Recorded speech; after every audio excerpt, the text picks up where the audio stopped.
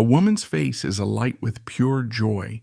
She's mid-kick, a blur of sequins and silk under the fierce glare of Broadway spotlights. The air around her crackles with electricity, the sound of 1,000 people roaring. Her name is almost visible. Critics don't just praise her, they call her a genius, the brighter of two stars in the legendary Astaire partnership. This was Adele Astaire at the very peak of her fame, and then she vanished. Her destination was a windswept Irish countryside, beautiful but desolate. She stood before a formidable ancient castle, its gray stone walls steeped in centuries of history, rising against an overcast sky. The adoring crowd was gone, replaced by the whisper of wind through ancient trees and the distant bleating of sheep. This choice would turn her celebrated name, once that of a living legend, into a forgotten trivia question for future generations. Did you know Fred Astaire had a sister? To begin to comprehend Adele Astaire's extraordinary choice, we must first travel back and understand the world that forged her, the crucible of ambition, struggle, and relentless work that created the star she would become. We must rewind the clock to the turn of the 20th century, an era of seismic change and seemingly boundless ambition in America. The air was thick with the coal smoke of industry, the noise of construction, and the intoxicating promise of the American dream. For millions of European immigrants flooding into cities like New York, Boston, and even the frontier towns of the Midwest, this dream was not necessarily about mansions and vast riches. It was a more fundamental, more desperate aspiration. It was about survival, about securing a foothold, and most importantly, about providing their children with a life, any life, that was better, safer, and more prosperous than their own. Into this world of striving and uncertainty, in the burgeoning, dusty city of Omaha, Nebraska, on September 10, 1896, Adele Marie Austerlitz was born. Her father, Friedrich Fritz Austerlitz, was a first-generation Austrian immigrant, a handsome and charming beer salesman who had arrived in America in 1892 in search of opportunity. He was a popular figure, well-liked for his easygoing nature and Viennese charm, but he was a man of modest ambitions, seemingly content with a steady job and a comfortable life. The family's driving force was unquestionably her mother, Johanna Ann Geilis. Born in New York to German immigrant parents, Anne possessed all the fierce determination and restless ambition that her amiable husband seemed to lack. She was the engine of the family, the strategist, the visionary. In her children, she saw not just a source of maternal love, but a vessel for her own deferred dreams, a potential ticket out of the ordinary life she so desperately wanted to escape. For an ambitious woman like Anne Austerlitz, there was only one escape from a life of quiet desperation in Omaha, the chaotic, grueling, but uniquely American world of vaudeville. It was the beating heart of entertainment, a traveling circus of performers where talent and an iron will could pave a road to stardom. It was a gamble, and her two bright, energetic children were her stake. Anne was the first to see the spark. Adele, from the moment she could walk, was a natural. She was vivacious, precociously funny, and she moved with an unteachable instinctive grace that was captivating to watch. She could mimic any dance step she saw, instantly infusing it with her own playful personality. Her younger brother Fred, born 3 years later in 1899, was a stark contrast. He was quieter, more serious, physically frail as a young boy, and far more technically meticulous. Where Adele was pure, raw charisma, Fred was quiet, focused, and determination. When a local dance school, the Chambers Dancing Academy, opened its doors in Omaha, Anne enrolled them immediately, her mind already envisioning a brother-sister act that could be their ticket out. The financial strain on the Austerlitz family was immense. They were a comfortable middle-class family by Omaha standards, but they were far from wealthy. Dance lessons, costumes, and sheet music were expensive luxuries. Yet Anne was relentless, a force of nature in her own right. She took on extra sewing work, scrimping and saving every penny. She sewed their early costumes by hand, coached their routines in the family parlor, and filled their heads with tantalizing visions of distant stage doors, thunderous applause, and a life of glamour and excitement far from the predictable horizons of Nebraska. It was Anne who, in 1905, made the audacious, life-altering decision to gamble everything on this dream. She decided the family must move to New York City, the undisputed center of the theatrical universe. Fritz, the steady provider, was to be left behind in Omaha, continuing his work at the Storz Brewing Company to send the money. It was a lonely, painful sacrifice that would cast a long shadow over the family for years, creating a permanent distance between Fritz and his increasingly famous children. For Anne, Adele, and Fred, the journey east was a leap into the unknown. New York, in the early 1900s, was a dizzying, overwhelming metropolis of skyscrapers, elevated trains, and teeming immigrant crowds. For two small children from the relative quiet of Nebraska, it must have been both thrilling and terrifying. But for Adele and Fred, it was the beginning of their entire world. Upon their arrival, Anne enrolled them in the Claude Alvian School of Dance and Theatrical Arts, a veritable factory for aspiring stage children. There, under an intense, often brutally demanding curriculum, the Austerlitz kids were systematically molded from talented amateurs into a polished professional act. The training was rigorous and all-consuming. They studied dance, singing, and stage presence for hours a day, their lives rigidly structured around the singular goal of becoming performers. It was also during this period that their mother, ever the pragmatist with a keen eye for marketing, decided their surname was a liability. Austerlitz, she feared, sounded too Germanic, too foreign, and was unpleasantly reminiscent of a famous Napoleonic military defeat. It lacked the elegance and panache required for a top-tier vaudeville act. She toyed with different names, searching for something that sounded more sophisticated, more memorable, more stellar. Legend has it that she found the name Astaire through an uncle whose name may have been Lastaire, or perhaps she simply saw it in a phone book. Whatever its origin, the decision was made. And so, Adele and Fred Austerlitz, the children of a Nebraskan beer salesman, effectively ceased to exist. In their place, Adele and Fred Astaire, the vaudeville performers, were born. From that moment on, their lives would never truly be their own again. They belonged to the stage, to the relentless demands of the audience and the unyielding ambition of their mother. Their childhood became a relentless, nomadic blur of third-rate theaters in forgotten towns, drafty and dusty boarding houses with shared bathrooms, and endless, rattling train journeys across the vast expanse of the American continent. This was the vaudeville circuit, a true baptism by fire for any aspiring performer. They started at the very bottom of the bill, a charming but unremarkable kiddie act in a world of seasoned, cynical, and often world-weary professionals. Their early act was a charming and energetic blend of dance, light comedy, and popular songs of the day.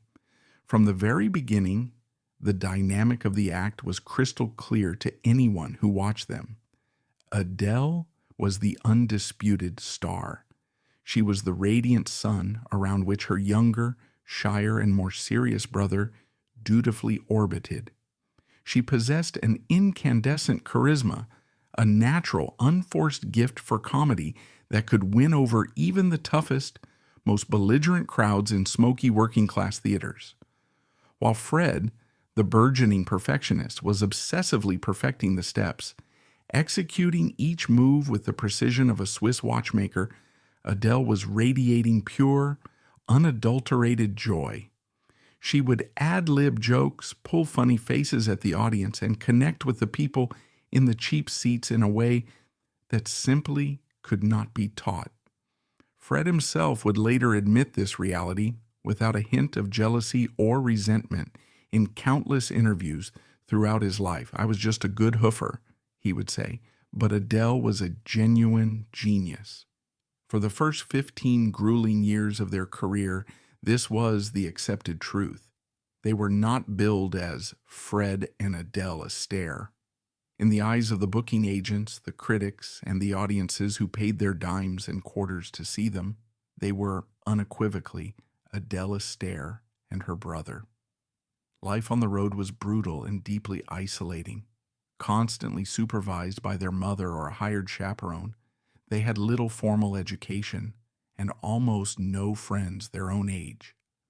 Their entire world was the backstage world, the distinct smell of grease paint and stale cigar smoke, the muffled murmur of the crowd filtering through the heavy stage curtain, and the constant gnawing pressure to perform, to be on, twice a day, 6 days a week, rain or shine. There were undoubtedly moments of profound loneliness, exhaustion, and a yearning for a normal childhood they would never have. Compounding this pressure was a constant, tangible threat from the Gerry Society, more formally known as the New York Society for the Prevention of Cruelty to Children. This powerful organization was dedicated to enforcing child labor laws, and kiddie acts like the Astaires were their primary targets. On several occasions, society agents would attempt to raid the theaters where they were performing to pull the underage Astaires off the stage. This led to a clandestine cat-and-mouse existence, with Anne orchestrating frantic escapes through backstage doors or hiding her children in prop trunks until the agents had left. This added a layer of constant anxiety and instability to their already precarious existence. Ultimately, the pressure from the Gerry Society became too great, forcing the Astaires into a temporary 2-year retirement from the stage. This forced hiatus from 1909 to 1911 was a pivotal moment in their lives. The family settled for a time in High Bridge, New Jersey, and for the first time, Adele and Fred experienced a semblance of a normal life. They attended school, made friends, and were free from the daily grind of performance. It was a welcome respite, but for two children who had known nothing else, it was also a frustrating interruption to their burgeoning careers. Crucially, however, this period allowed Fred to grow and develop both physically and artistically. When they returned to the vaudeville stage, he was no longer the small, awkward little brother trailing in his sister's wake. He was taller, more confident, and his technical brilliance was beginning to shine through in its own right. He started to assert himself creatively, choreographing new steps and refining their routines. He was becoming not just Adele's partner, but her creative and technical equal. Their act evolved accordingly. They shed the kiddie novelty and re-emerged as a sophisticated and polished song and dance team, perfectly suited for the changing tastes of American audiences. They began climbing the vaudeville ladder, their names appearing higher and higher on the bill.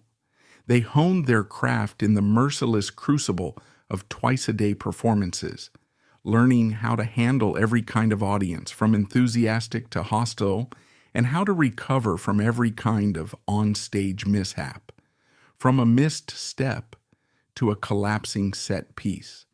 It was an apprenticeship of unparalleled rigor, one that would shape them into two of the most disciplined, resilient, and professional performers in the world. They were no longer just dreaming of the big time. They were on the very cusp of it.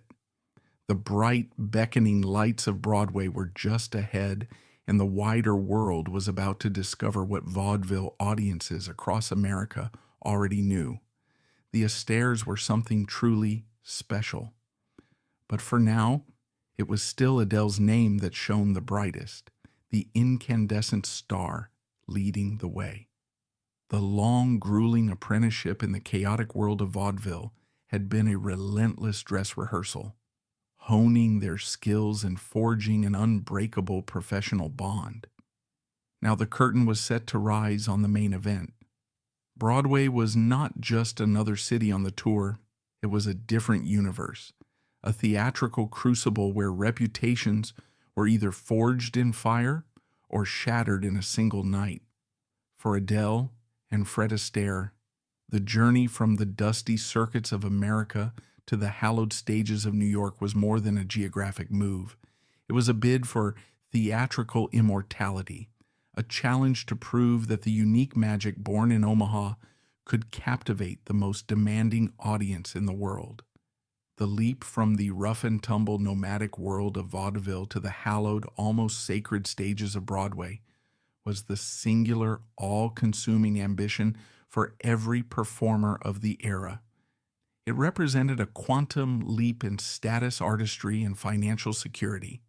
To conquer vaudeville was to become a known commodity, a reliable entertainer who could please a crowd in any factory town or rural outpost. To conquer Broadway was to become a bona fide star, a household name, an artist whose work was deemed culturally significant. It was the difference between being a traveling player and being immortalized in the pantheon of theatrical legends. For Adele and Fred Astaire, who had spent over a decade grinding it out on the circuit, that moment of transition arrived in 1917. After years of relentless touring, their reputation for Polish originality and sheer star power had finally percolated up to the theatrical impresarios of New York. They were cast in their first Broadway show, a patriotic revue titled Over the Top. They were not the headliners. Their names were not yet above the title, but they were given a specialty dance number, a precious few minutes of stage time to prove that their unique magic could translate to the most discerning audience in the world. On opening night, the atmosphere backstage would have been thick with a palpable tension. This was not a crowd of miners and farmers in a drafty Midwestern hall. This was Broadway. Out in the velvet seats sat the city's most powerful critics, its wealthiest patrons, and its most jaded theatergoers. For the Astaires, everything they had worked for since childhood was on the line in that single performance. The moment they danced onto the stage, a wave of something new and invigorating washed over the audience. They saw what vaudeville had been witnessing for years, but now it was refined, polished, and presented on a grander stage, the perfect alchemical fusion of Adele's incandescent, almost blinding charm, and Fred's burgeoning, razor-sharp technical genius. She was the irrepressible heart of the act. He was its intricate, flawless machinery. They were a revelation. While other dance acts of the day were often stiff, formal, or purely acrobatic, the Astaires were effortlessly cool, witty, and sophisticated. They didn't just dance. They told a story with their bodies, their movements, a seamless extension of the music, and their personalities. The critics raved. The Astaires, the siblings from Omaha, had arrived. This successful debut was the beginning of their golden decade. Throughout the Roaring Twenties, a period of unprecedented economic prosperity, cultural change, and social exuberance, Adele and Fred Astaire became the living, breathing embodiment of the joyous, liberated spirit of the age. They were the undisputed darlings of Broadway, starring in a string of smash-hit musical comedies that defined the era, many written for them specifically by the greatest composers of the day, including the legendary brothers George and Ira Gershwin. Shows like Lady Be Good, 1924, Funny Face, 1927, and The Bandwagon, 1931, weren't just theatrical hits. They were full-blown cultural phenomena. Their songs became national standards, their fashion choices were copied by millions, and their names became synonymous with the very best that American musical theater had to offer. In these landmark productions, the Astaire magic was fully and gloriously unleashed. Their dance style was unlike anything seen before.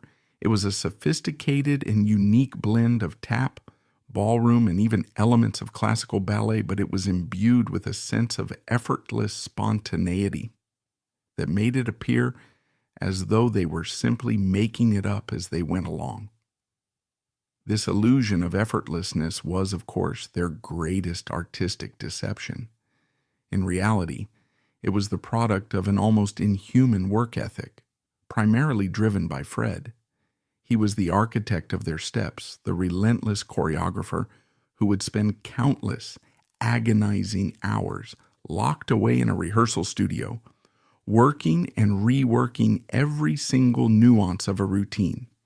He would drill a single 8-bar phrase for hours on end until it was not just perfect, but seemingly breathed into existence. If Fred was the meticulous architect, Adele was the soul of the partnership, the one who gave their routines life, breath, and a beating heart. While Fred was the picture of debonair, almost aloof elegance, Adele was a whirlwind of comedic energy and infectious joy. She could be impossibly graceful one moment and hilariously goofy the next, often within the same musical phrase. She possessed a rare and brilliant gift for physical comedy, using her expressive face and lanky frame to brilliant effect. She would mug for the audience, break the fourth wall with a conspiratorial wink, and her laughter, a genuine uninhibited peal of delight, would often fill the theater during a performance, drawing the audience even deeper into her spell. She made their flawless routines feel dangerous and alive, as if she might at any moment fly off in a completely unexpected direction. It was this dynamic, the tension between Fred's cool precision and Adele's warm spontaneity, that made them irresistible. However, a rarely discussed element of their phenomenal success was the immense physical and psychological toll it took, particularly on Adele. The perfection that audiences witnessed on stage was born from a grueling, obsessive, and almost pathologically intense work ethic. Fred, the quiet boy from Omaha, had transformed into a relentless taskmaster in the rehearsal room. He demanded endless repetition to achieve the flawless mirror image synchronicity for which they became famous. His pursuit of perfection was absolute and uncompromising. Adele, with her more spontaneous, less disciplined, and fun-loving nature, often chafed under this unforgiving regime. She loved to perform, but she hated the mind-numbing repetition of rehearsal. There were legendary arguments, slammed doors, tears of frustration, and moments of sheer physical and emotional exhaustion. In one famous and likely apocryphal anecdote that nevertheless captures the essence of their dynamic, during a particularly grueling rehearsal for Funny Face, Adele, pushed to her absolute limit after hours of repeating the same difficult step, finally snapped. She picked up a prop Coca-Cola bottle from a nearby table and hurled it at Fred's head, screaming in frustration at his tyrannical demands. It was a fleeting moment of rebellion, but it revealed the intense pressure cooker environment that existed behind the seemingly effortless smiles and carefree performances. She was at the absolute peak of her career, the most beloved female star on the musical stage. Hollywood, which had recently embraced the new technology of talking pictures, was desperately calling for them, offering them fortunes beyond their wildest dreams and a new level of global stardom. To walk away at this precise moment was, by any rational measure, an act of professional suicide, but Adele's mind was made up. After the triumphant Broadway run of their smash hit show, the bandwagon concluded in 1931. They took the production to London. It was there, following the show's final curtain in 1932, that she officially retired from the stage. She was 35 years old. Her final performance was a deeply emotional and historic affair. The audience, fully aware that they were witnessing the end of a theatrical era, gave the siblings a standing ovation that seemed to last for an eternity. Flowers rained down on the stage. Backstage, Fred was distraught, weeping openly. Adele, though tearful herself, was resolute in her decision. She had chosen a man she loved over the limelight she had commanded for a quarter of a century. She had chosen the promise of a quiet, private life over the certainty of an even more brilliant, public one. As she took her final bow, the heavy velvet curtain came down not just on the show, but on one of the greatest and most beloved partnerships in the history of entertainment. She was leaving the stage to become Lady Charles Cavendish, mistress of Lismore Castle, and neither she, nor her devastated brother, nor the world of dance would ever be the same again. The final curtain had fallen not just on a triumphant show, but on an entire era of American entertainment. Adele Astaire's decision to trade the applause of millions for the love of one man was, to the world she left behind, both the ultimate romantic gesture and an act of incomprehensible professional sacrifice. As the roar of the crowd faded into a memory, the next chapter of her life began, one that promised the quiet dignity of a storybook ending. But the transition from a stage to a castle, from performer to aristocrat, is not merely a change of costume. It is a profound journey into an unknown world, where the unwritten rules are ancient and the silences can be more deafening than any standing ovation. The wedding of Adele Astaire to Lord Charles Cavendish on May 9, 1932, was not merely a society event. It was a global media sensation, the culmination of a real-life fairy tale that had captivated the public on both sides of the Atlantic. The narrative was irresistible. The plucky, down-to-earth American showgirl, born to humble immigrants, had captured the heart of a handsome English lord, trading the ephemeral glare of the footlights for the enduring prestige of an ancient aristocratic title. Newspapers and magazines ran breathless coverage, printing photographs of the beaming couple at the Cavendish family's private chapel at Chatsworth House, the magnificent ancestral seat of the Dukes of Devonshire. For the public, it was the perfect storybook ending. Adele, the comet of Broadway, had found her happily ever after. For Adele herself, the transition was a profound and jarring culture shock, a complete dismantling of every rhythm and reality she had ever known. Her new home, Lismore Castle in County Waterford, Ireland, was a world unto itself, a magnificent, imposing fortress whose foundations dated back to the 12th century. It stood sentinel on a cliff overlooking the River Blackwater. Its cavernous, drafty halls, hung with priceless tapestries and portraits of stern-faced ancestors, were a far cry from the cozy, cluttered, and chaotic backstage dressing rooms that had been her entire world. The relentless, high-octane tempo of theatrical life, the daily classes, the grueling rehearsals, the electric anticipation of an 8 o'clock curtain, the late-night suppers amidst the chatter of fellow performers, was replaced by the slow, seasonal, almost monastic rhythms of the Irish countryside. Her new role was that of a chatelaine, the mistress of a grand and complex estate. It was a job for which her life as a vaudeville trouper had left her almost comically unprepared. Her days were now dictated by a different kind of performance, one governed by centuries of unspoken tradition and rigid social etiquette. She was responsible for managing a large staff of housekeepers, cooks, gardeners, and groundsmen, many of whose families had served the Cavendishes for generations. She learned to plan formal dinner parties for streams of aristocratic guests, to navigate the complex seating charts, to discuss livestock and local politics, and to manage the estate's sprawling accounts. Initially, she threw herself into this new life with her characteristic enthusiasm and irrepressible wit. She charmed her new and initially skeptical in-laws and won over the local Irish community with her complete lack of pretense and her down-to-earth American demeanor.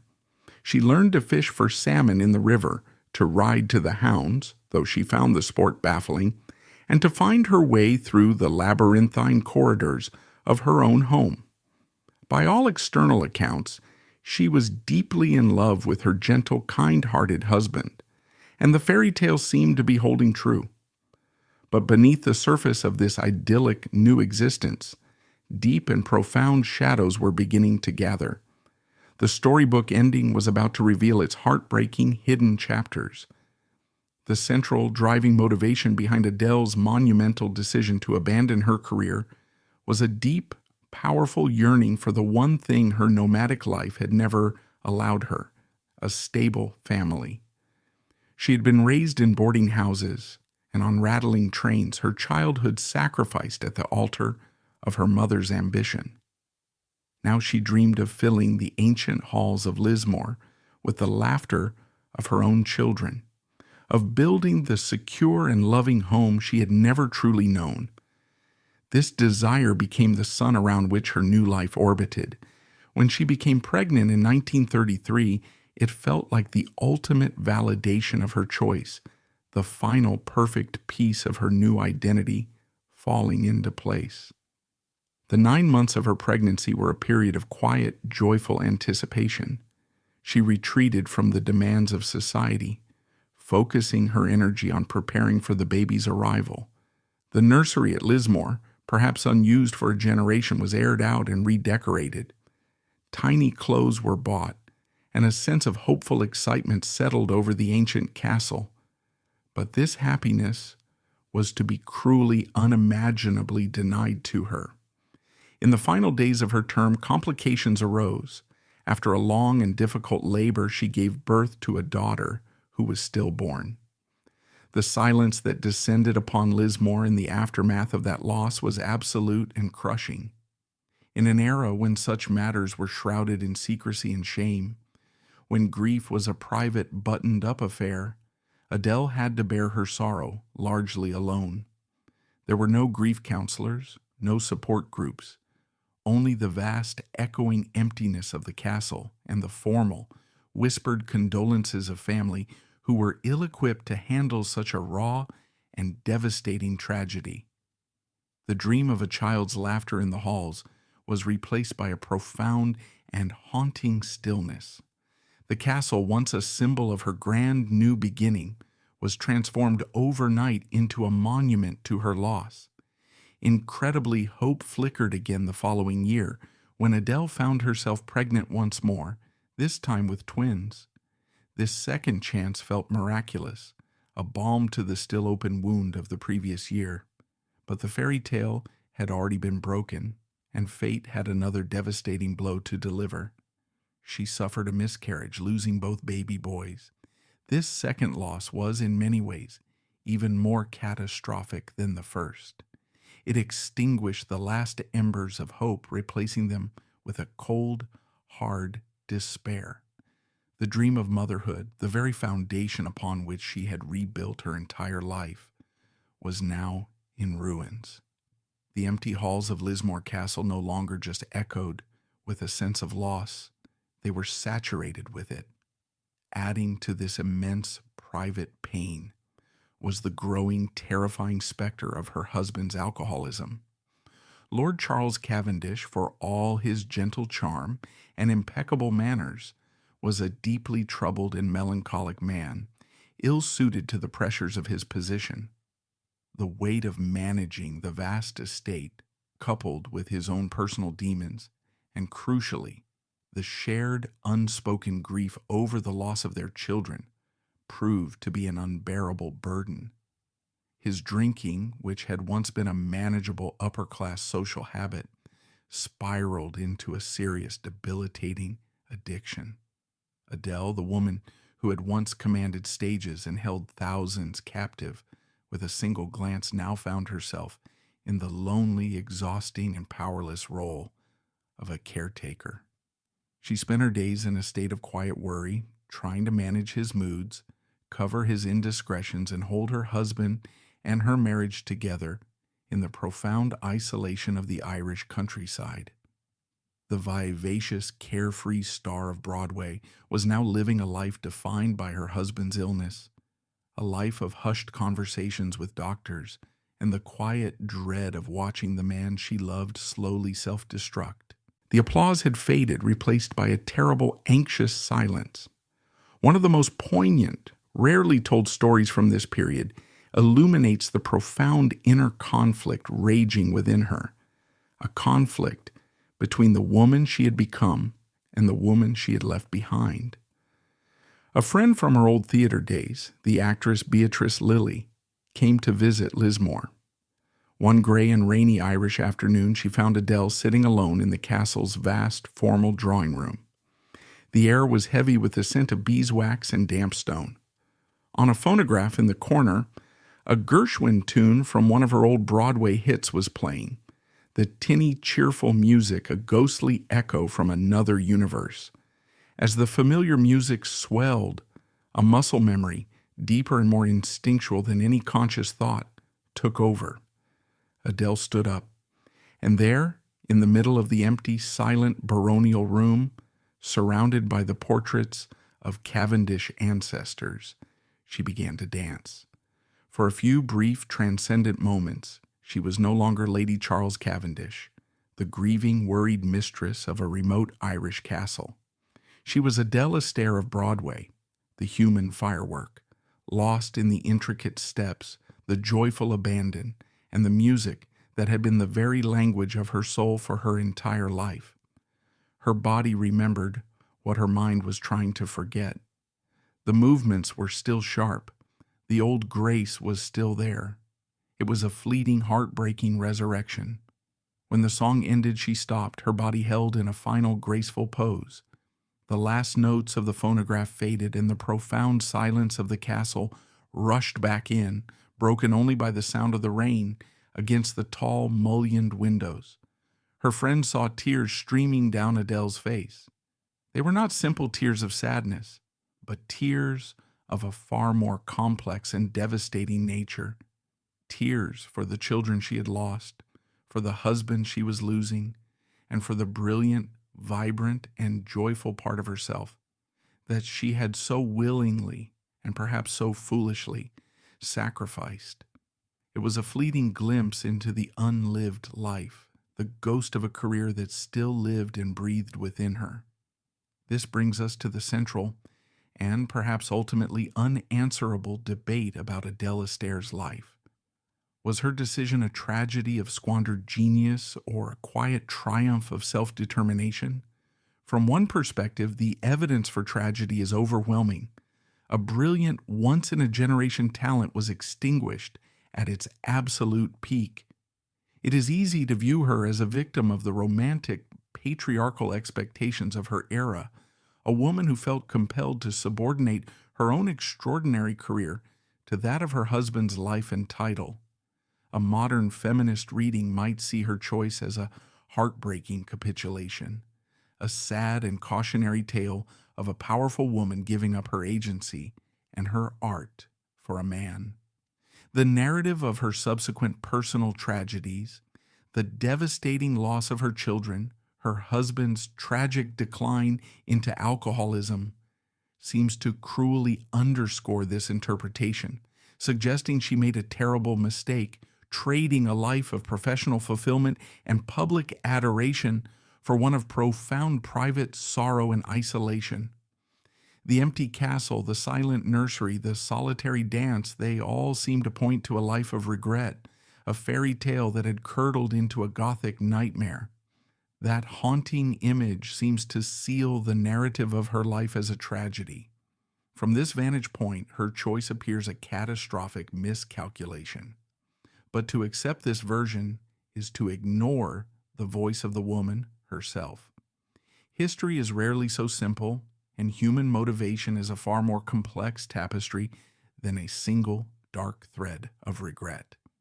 To truly understand Adele's journey, we must challenge this tragic conclusion and explore the powerful counter-narrative, one that reframes her departure not as a loss of power, but as the ultimate exercise of it, with unforeseen consequences that would ripple through history and create a legend in its wake. However, there is another, more complex and perhaps more truthful interpretation of Adele Astaire's life, one that resists the simple, tragic narrative of a star extinguished too soon. To view her story solely through the lens of loss, the loss of a career, of children, of a husband's vitality, is to ignore the profound agency at the heart of her decision. It is to project a modern, career-centric definition of success onto a woman whose heart may have been guided by a different, more ancient compass. Perhaps her choice was not a sacrifice, but a liberation. Perhaps it was not a capitulation, but the ultimate act of self-determination.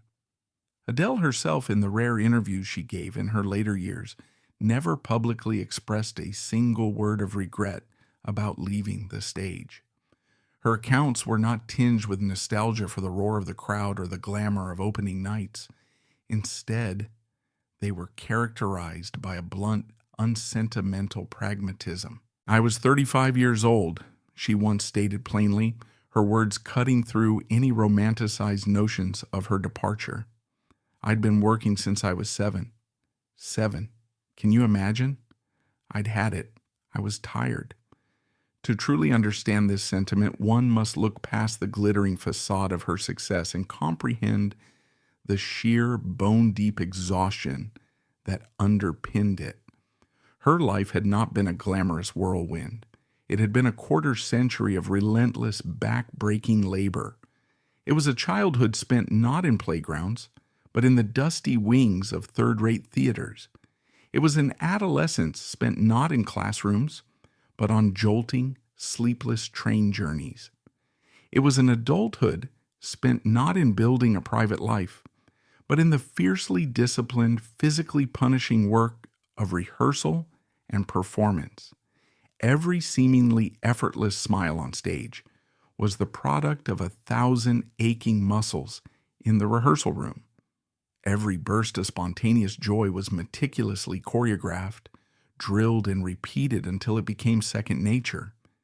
She had reached the absolute summit of her profession, the top of the mountain, only to discover that the air was thin and the view was not the one her soul truly craved. From this perspective, her choice was not an act of surrender. It was an act of profound self-preservation.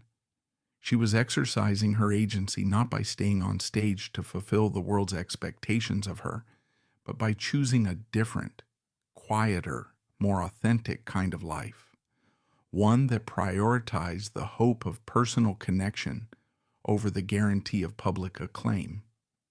The tragedy, then, was not her choice to leave the stage, but the heartbreaking, unforeseen circumstances that conspired to deny her the simple private happiness she sought. Furthermore, to fully grasp the historical significance of Adele's decision, we must pivot from her story and consider the immense, earth-shattering what-if scenario from her brother's perspective. Would Fred Astaire, the global icon of cinematic dance, have ever come to exist if Adele hadn't walked away? Her departure was not just a personal crisis for Fred, it was a professional cataclysm. It forced him out of the comfortable, brilliantly successful orbit he had maintained around his sister for 27 years and thrust him, blinking and terrified, into the solitary spotlight. For Fred, the end of their partnership was the end of his world. He was, by his own admission, paralyzed with fear and self-doubt. While critics had long acknowledged his technical genius. It was Adele who was universally seen as the soul of the act. She was the charm, the charisma, the box office draw. He was Adele Astaire's brother, the brilliant but somewhat aloof technician. Without her, he feared he was nothing, a finely tuned engine without a chassis. Friends and colleagues from the period described him as utterly lost, wandering through the familiar backstage worlds of New York and London like a ghost. He briefly considered retiring himself, perhaps to open a chain of dance studios with the money they had saved. The idea of performing alone, of having to carry the entire weight of a show, of having to talk to the audience and exude charm on his own, was a terrifying prospect. But the relentless machinery of show business does not wait for grief or uncertainty. Producers, agents, and friends, recognizing his immense talent, pushed him forward. He was forced to redefine himself not as one half of a beloved duo, but as a solo artist. This painful, involuntary evolution led him, reluctantly at first, to Hollywood. The newly ascendant world of talking pictures was hungry for musical talent, and RKO Pictures, a studio eager to compete with the giants like MGM, offered him a contract. His initial foray into this new medium was famously inauspicious. A now legendary and possibly apocryphal studio executive's memo after his first screen test supposedly read, "Can't act, slightly bald, also dances." He was not a conventional leading man. He lacked the rugged good looks of a Clark Gable or the boyish charm of a Mickey Rooney. What he had was a unique, almost otherworldly grace and a dedication to his craft that bordered on the fanatical. The studio, unsure of what to do with him, first cast him in a supporting role in the 1933 film Dancing Lady, starring Joan Crawford. He had a specialty number, and while he performed it with his usual precision, something was clearly missing. The magic, the spark, the human connection that Adele had always provided was absent. Everything changed later that year when the studio decided to pair him with a feisty, ambitious, and talented young contract player named Ginger Rogers for a small role in the musical Flying Down to Rio. Rogers was not the technical virtuoso that Adele was. She was a solid, intuitive dancer, but her primary strength was as an actress, a brilliant, naturalistic comedian with a sharp wit and a warm, accessible screen presence. When they danced together for the first time in the karaoke, something ignited. The chemistry was instantaneous and undeniable. It wasn't the familial, perfectly matched synchronicity he had with Adele. It was something entirely different. It was friction. It was romance. It was a witty, elegant battle of the sexes played out through dance. That on-screen partnership, born from the ashes of Adele's retirement, would go on to become one of the most iconic in cinema history. The Fred and Ginger partnership had a romantic and aspirational quality that his sibling act with Adele, for all its technical brilliance and charm, could never have possessed. With Adele, their routines were marvels of sibling harmony and comedic interplay. With Ginger, their dances became the physical embodiment of courtship, the narrative tension in their greatest numbers, the initial resistance, the playful chase, the final blissful surrender into each other's arms, was a story that audiences could project their own romantic fantasies onto. Adele's great sacrifice was the very event that catalyzed Fred's great career. Her exit from the stage created a void, a creative and professional crisis that forced him to evolve. In filling that void, he stumbled into a new partnership and a new medium that were perfectly suited to his unique talents, allowing him to become a legend far greater than he could ever have been had he remained on Broadway as one half of a brother-sister act. The debate, therefore, is not just about Adele's happiness or her lost potential. It is about the complex, unforeseen, and tangled consequences of a single life-altering decision. Her story is a powerful reminder that history is not a straight, predictable line. The reasons behind a person's choices are often far more nuanced and deeply personal than they appear from the outside. Adele Astaire did not simply end a career. By walking off the stage in 1932, she inadvertently set in motion a chain of events that would redefine the Hollywood musical, immortalize her brother, and shape the landscape of 20th century popular culture in ways no one, least of all she, could have ever imagined. The great ironic twist of Adele's departure is how her quest for a quiet, private existence inadvertently ignited her brother's public legend. While Fred was being forged into a new kind of cinematic icon by the machinery of Hollywood, the private world Adele had chosen for herself was about to be violently interrupted by the machinery of war. The grand, abstract forces of history, which had shaped her brother's destiny in one direction, were now set to descend upon her quiet life in Ireland. The coming global conflict would pull her from her aristocratic isolation, testing her resilience in ways she could never have imagined, and offering her a new, unexpected stage on which to perform a different, but no less vital role. The quiet, insulated tragedy of Adele's life at Lismore Castle was irrevocably shattered by the roar of history. In September 1939, the outbreak of World War II in Europe brought an abrupt and brutal end to the fragile peace of the preceding decades.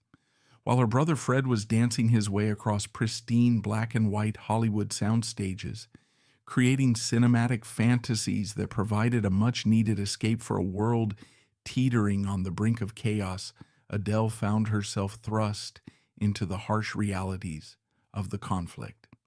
The war would provide her with a new and unexpected sense of purpose, resurrecting a part of herself she thought had been left behind forever in the wings of a Broadway theater. As the conflict escalated, she made the difficult decision to leave the relative safety and profound isolation of Lismore. Her husband Charles, whose health was in a steep and irreversible decline due to his chronic alcoholism, required more consistent medical attention than was available in the Irish countryside. They moved to London, placing them directly in the path of the German Luftwaffe's terrifying bombing campaign, the Blitz. The city was a landscape of sandbags, air raid sirens, and blackouts, a place of constant anxiety and remarkable resilience. It was here, amidst the rubble and the defiance of the British people, that Adele Astaire Cavendish found a new stage. She threw herself into volunteer work with the American Red Cross. With the United States not yet officially in the war, organizations like the Red Cross served as a vital link for American expatriates and a source of aid for the British. Adele began working at the Rainbow Corner Club in Piccadilly Circus, a haven established in a former department store to serve the thousands of American GIs who would soon be stationed in Britain. The club was an oasis of American culture in the heart of wartime London, a place where a homesick soldier from Ohio or Texas could get a real cup of coffee, a donut, a hamburger, and hear the familiar sounds of a jukebox. Here, in the bustling, smoke-filled, and emotionally charged atmosphere of the Rainbow Corner, the old Vaudeville spirit that had been dormant for a decade re-emerged with astonishing force. She was not performing on a grand stage under the glare of spotlights, but she was, in every meaningful sense of the word, an entertainer once more. She was not Adele Astaire, the celebrated star, nor Lady Charles Cavendish, the aristocratic chatelaine. She was simply Adele, a warm, witty, and tireless volunteer who understood on a deep and instinctual level the profound power of a moment's distraction, and a kind word. She served coffee and donuts from behind a long counter, her movements as quick and efficient as any of her old dance routines. She helped organize dances, coaxing shy young soldiers onto the floor and sometimes, to their utter delight, showing them a few steps. Most importantly, she simply talked to them. She listened to thousands of stories about families back home, about fears for the future, about the mind-numbing boredom and the sudden sharp terror of life in a war zone. Her natural, unpretentious charm and her quick, often salty wit made her incredibly popular. For these young men, she was more than just a former celebrity or an English lady. She was a connection to the home they had left behind, a friendly, familiar face in a strange and dangerous land. This work gave her a sense of direct, tangible usefulness and a feeling of community that had been painfully absent from her grand, isolated life in the castle. It was a different kind of spotlight, one powered not by electricity but by human need, and it was, in its own quiet way, deeply fulfilling. The war years, however, were a relentless countdown to a personal tragedy that had long been inevitable. Lord Charles Cavendish's long and valiant battle with his demons finally came to an end. Years of heavy drinking had ravaged his body. He died in 1944 at Lismore Castle, to which they had briefly returned. He was only 38 years old. Adele, at 47, was a widow. She had given up her country, her family, and one of the most brilliant careers in the history of the stage for this gentle, troubled man. And now he was gone. The fairy tale, which had already been fractured by loss and illness, was now definitively over. She was alone, a stranger in a strange land, with the second half of her life stretching out before her, a blank and uncertain map. The historical significance of Adele Astaire is a fascinating and telling paradox because it is largely defined not by what she did but by what she stopped doing. In leaving the stage at the height of her powers, she created a void that inadvertently reshaped the landscape of 20th century entertainment. Her most profound and lasting impact was, ironically, on the brother she left behind. As discussed, her retirement was the single most important catalyst in the career of Fred Astaire. It was the Big Bang that created his universe as a solo artist. It shattered the comfortable paradigm of their partnership and forced him to evolve from being one half of a perfectly synchronized sibling act into the singular, iconic solo performer and romantic leading man that we remember today. Without Adele's departure, there would be no Fred and Ginger. The entire trajectory of the Hollywood musical, which he and Rogers so thoroughly defined in the 1930s, might have been completely different. The specific blend of elegance, romance, and witty courtship that characterized their films was a chemistry that could only exist between a man and a woman who were not related. Adele's absence made that chemistry possible. She is the ghost in the machine of his unparalleled legacy, the invisible force that set the legend in motion. Her choice to build a private life was the act that enabled his public life to become immortal. Her story leaves us with a critical question. Why is she remembered as Fred Astaire's sister, when for 15 years he was known only as Adele Astaire's brother? History is biased towards those who stay in the spotlight.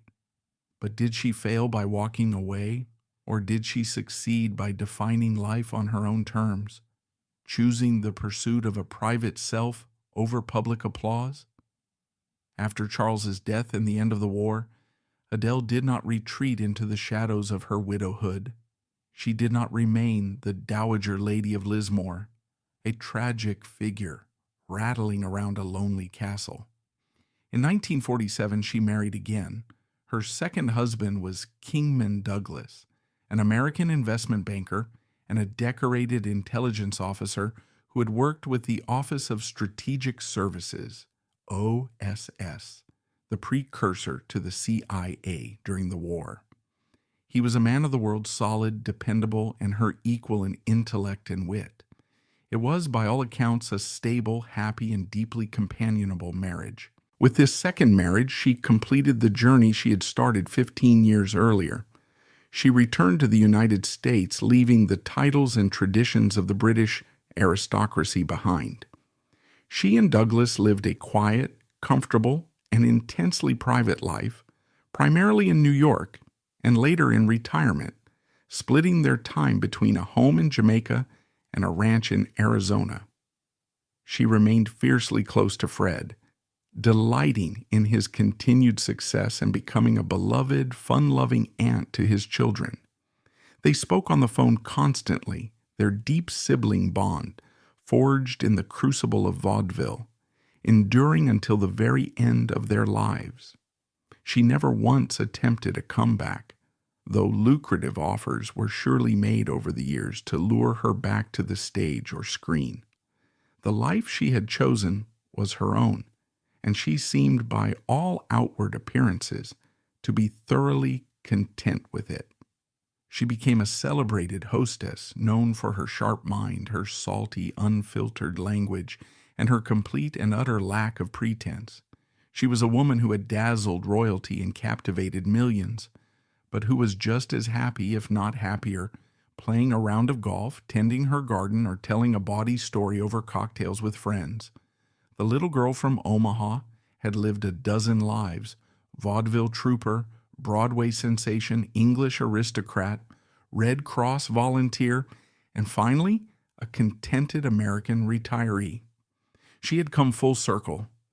Having endured the profound losses of her first great love and the global trauma of a world war, Adele Astaire once again stood at a crossroads. Yet resilience was the oldest and most practiced of her skills, honed over decades on the unforgiving vaudeville circuit. Her return to America and her happy, stable second marriage marked the final chapter in her public journey, a quiet retreat from the titles and tragedies of her European life. With the narrative of her life now largely complete, what remains is the larger question of its meaning. To understand her legacy is to look beyond the individual events and see the powerful, coherent theme that connects the dazzling girl on the Broadway stage to the contented retiree in the Arizona sun. In the end, the story of Adele Astaire refuses to be confined to the simple boxes we use to categorize lives. It is not a straightforward tragedy of a brilliant career cut short, though it is filled with profound and heartbreaking tragedy. Nor is it a simple fairy tale of a commoner who married a lord, though it contains all the glittering elements of a storybook romance. It is instead a deeply human and enduringly complex story about the intricate, often contradictory, relationship between ambition and contentment, between the life the world expects of you and the life you quietly, bravely choose for yourself. She was a creation of the American dream, a product of her mother's fierce, vicarious ambition. Anne Austerlitz saw in her talented children a pathway out of obscurity, a vessel for the dreams she had been unable to realize herself. From the age of 7, Adele was sculpted for the stage, her childhood a relentless apprenticeship in the demanding craft of pleasing a crowd. She fulfilled that ambition beyond anyone's wildest imagination, rising from the dusty stages of the vaudeville circuit to become the undisputed queen of Broadway and the toast of London's West End.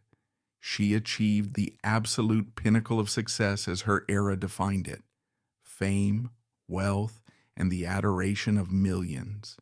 She had everything that she was supposed to want, and yet at the very moment her power was at its zenith, she listened to a different voice. It was not the roar of the crowd, the praise of the critics, or the pleas of her brother. It was a quieter, more insistent sound that had been drowned out for years by the music and the applause, the whisper of her own heart, which yearned not for a bigger stage, but for a smaller, more intimate life. She yearned for a home that was not a temporary boarding house, for love that was not transactional, for an identity that was not predicated on the sale of a ticket. The comet that was Adele Astaire had lit up the theatrical sky with a dazzling, ferocious, and joyful light. And then, just as everyone was watching, entranced by her brilliance, she did the unimaginable. She chose to veer off her spectacular, publicly charted course and steer herself into her own quiet, private orbit. It was a decision so counterintuitive to the logic of fame that many at the time simply could not comprehend it, viewing it as a failure of nerve or a romantic folly. But perhaps it was the single bravest act of her life. She proved that the most significant performance of an artist's life doesn't always happen on stage, under the carefully constructed lights.